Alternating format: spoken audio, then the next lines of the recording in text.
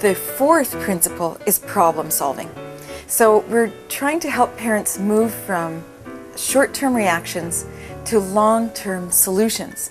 And the way that we can do that is to stop and think. How does the child see this situation? How can I provide warmth and structure effectively for a child of this age?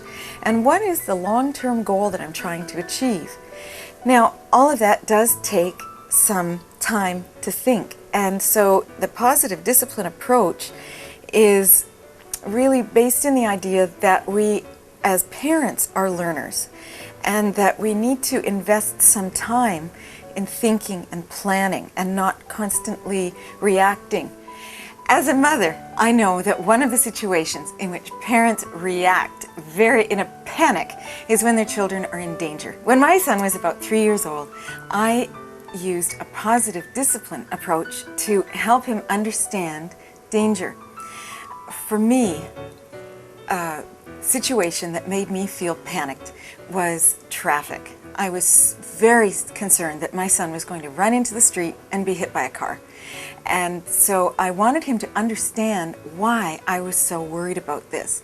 I knew that if I waited until he ran into traffic, that first of all, he could be injured, and second, I might react like many parents do with yelling or, thinking about hitting him to try to teach him because I would be in a panic. Instead, I wanted to prevent that from happening. So I thought about what I wanted him to learn and understand so that if I wasn't there to react, he would still know what to do to keep himself safe. So I thought about his age. He was about 3 years old. He needed to understand this in a very concrete way. So we sat at the end of our driveway and we looked to see how long it took for a car to reach our driveway. We also timed how long it took him to cross the street. And he understood that it took longer for him to cross the street than it did for a car to reach him. So he started to understand why it was a dangerous situation. We also sat in the car and we looked to see, what can a driver see? Can a driver see a short person very quickly? No, he realized that a driver wouldn't be able to see him. We also touched the car and he came to understand just how hard it was. And we talked a lot about how it feels to be hurt and remembered how he felt when he had fallen and cut himself or hurt himself.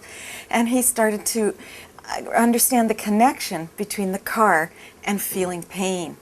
And it didn't take very long until he understood why I was so concerned about this. And we talked about how he could keep himself safe. And he decided that the best way he could keep himself safe was to stay off the street unless I was with him holding his hand.